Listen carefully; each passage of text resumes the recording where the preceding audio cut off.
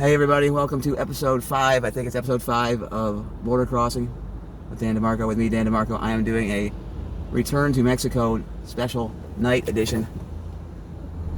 And I'm leaving actually the airport after just coming back from my fairly extended trip up to the U.S. Over to Louisville, over to Denver, and then back home. Just got home here in San Diego. I just left the airport. I just had the idea to record this now, so I probably should have started right from the airport, but I did not. I'm hopping on the 5 South here. But I'm not that far from the airport, probably 5 minutes to get to this point here. But I thought it'd be neat to see, what it actually looks like coming all the way back from the airport here in San Diego to my home there in Tijuana, or just south of Tijuana. Even though officially, I found out officially my house does reside in Tijuana. Actually, the actual official address is actually in Tijuana, which actually has some advantages because it turns out that allows me or us to have to get that toll. You guys have seen that toll if you've watched any of the other episodes. That toll I have to go through every day, going north or south. We can get that for free. There's a process you have to go through, some paperwork you got to fill out. But we figured out what that process is. It's just a matter of making the time to actually go ahead and do it, and then we can get through that toll. Because we're residents of Tijuana, for whatever reason, the law was written such that if you're a resident of Tijuana and you live south of that toll plaza, you don't have to pay that toll in either direction. So that'll be a nice feature, although it's not all that much, 40 pesos. But every day it adds up over time. Every little bit counts. Anyhow, I'm pretty darn tired. I don't know how this video is going to look at night. Obviously, I'm looking at it right now. It looks like there's a lot of distortions and bright lights and whatever. I don't know. We'll see. As long as you can hear me, I guess. Pretty boring drive actually down from here. It's straight shot down the 5. You can take the 805 too. There's 2 basically main roads run north-south in the San Diego area. Both go down to Mexico. They kind of intersect down at the border there. You see that sign, maybe international border, 15 miles. I do have to make a pit stop, grab a few items. So I'll turn the camera off probably at that point. I definitely will. So this is going to be a two-parter again because I don't know how to splice video together. Probably should learn some video editing. I'm going to be doing this for a while. One of many things I probably should learn. Probably would be better to spend more time learning Spanish than worrying about splicing videos together. Something tells me the video splicing is going to come first, though.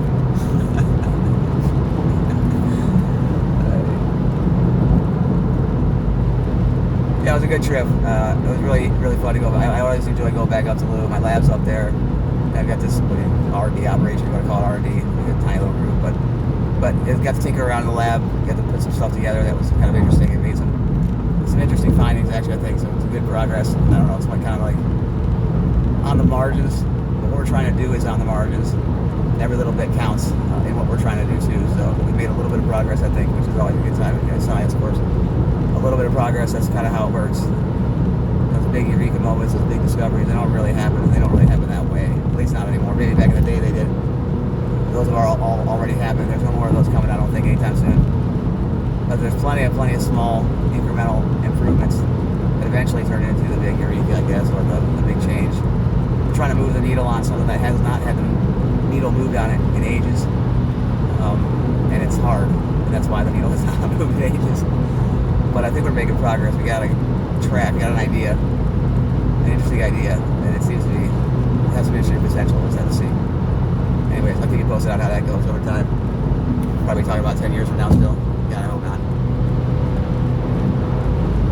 What else did I do? I stayed at a couple different Airbnbs. I've kind of given up on the hotel chains. I gotta tell you that they just suck. I mean, everything is COVID is an excuse for why they don't do everything anymore. You just get nothing at the hotels anymore. The way they treat you is horrible.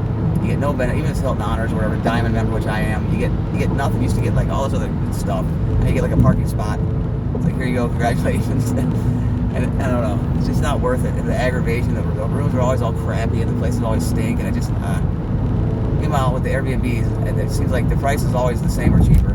It's a nice place because it's somebody's house or apartment typically. It's got all the stuff you need. It's got a full kitchen. It's got, it's like a house. I don't know.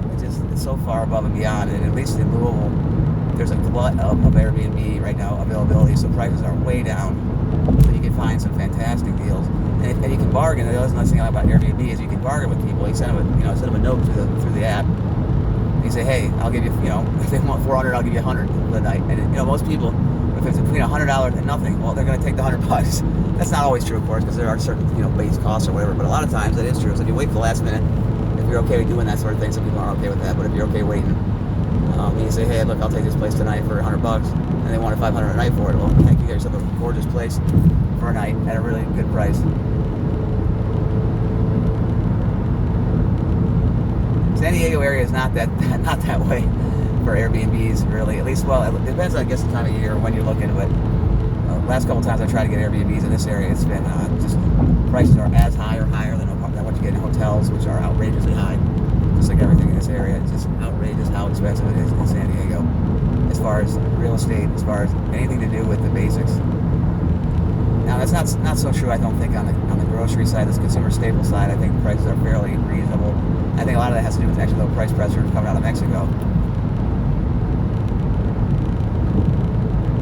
I don't want to lose sight of where I am here as I'm chatting away here because I do have to stop. And I'm on the 5 here. Usually I'm on the 805, and I know the 805 better. I always stop at exit 2, which is Palm Avenue, and I like that exit because it's 2 exits away from where I need to be, and it's got everything I need. It's got everything you need there. It's a good exit to remember if you do just want to live down this area. And if you meet the border, exit 2 on the 805, it's got a Home Depot, it's got a Walmart, it's got a bunch of some fast food restaurants, it's got some decent other restaurants. They're just small little deals, but whatever. There's a park there that I like to take the dog and play frisbee. So it's kind of got everything you kind of need. There's a what do you call it, grocery store, nice grocery store there, a decent grocery store, I guess. Vons. Vons is alright. I like Vons. I never really knew what Vons was until I moved out here. Sort of like it's your West Coast version of Kroger. I think it's a little nicer. Prices actually I think are lower than Kroger, in the Midwest, which I find hard to believe, but and I like the layout of the store better, a little better. They seem a little cleaner in general. But again, that's going to be region specific for sure.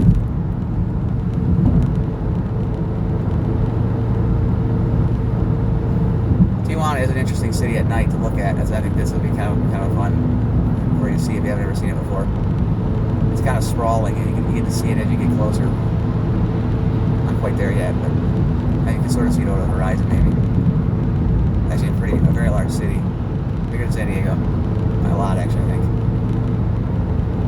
By the way, feel free to correct me on any of these things I say. I make all these statements about different this, that, and the other being bigger or smaller or whatever. I'm probably wrong 50% of the time, at least. A lot of these are guesses or things I've heard that maybe I haven't checked out.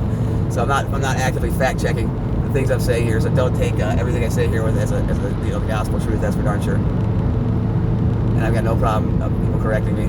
If anybody was watching this, which of course they aren't anyways, but if they were, feel free to fact check me.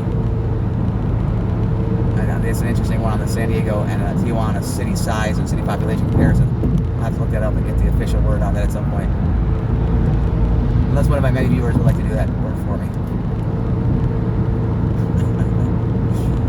I think it's 5B is where I want to get off here. I think it's a good exit on the 5. There's like a Home Depot there and a Walmart and a couple gas stations. I think that's annoying about the gas station situation here in San Diego. None of them have bathrooms anymore. I don't know if it's COVID or whatever, but you cannot use it's really hard to find actually a public restroom anywhere in the San Diego area. I guess post-COVID, maybe it's a way before COVID, but either they don't have them, they're closed, or they're out of order or whatever, but it's just like impossible. You gotta go to the bathroom, you're screwed here.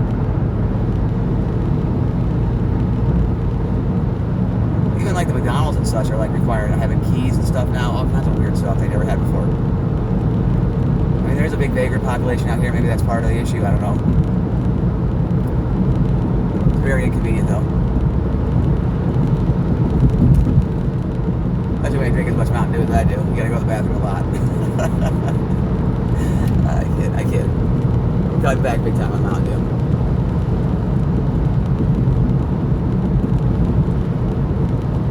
You heard that, right? Whoever's watching this, worrying about my Mountain Dew intake.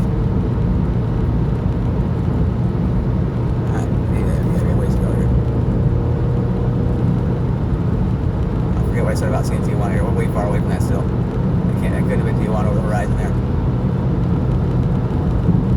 It'll be interesting to see what the border's like this time of night. It'll be really empty. Going into Mexico is typically not, except at rush hour or on a Friday afternoon or even sometimes Thursday. Now we're in the Chula Vista area. Chula Vista is very, very close to the border. I actually was at a meeting up in Denver with a guy who grew up in Chula Vista. He used to go down to TJ, Tijuana all the time and surf and such. We were talking about it. Kind of interesting. Good guy.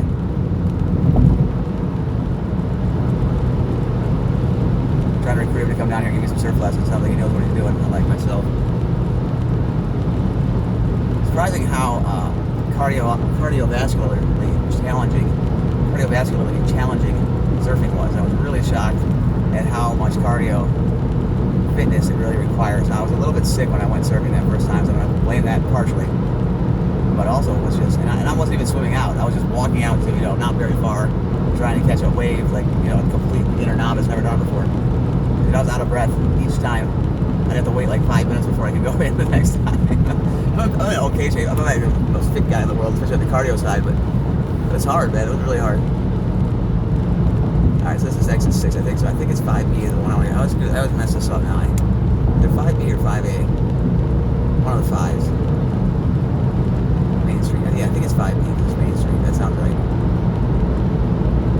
I think that's where I want to get off. I think there's a Vons here too. This is where I think I want to go. Although, man, I don't know about that. I should rather not stop, but yeah, you're gonna have to. So, oh well. I'm gonna stop the recording right here. I'll pop it back on when I'm done with my errands here.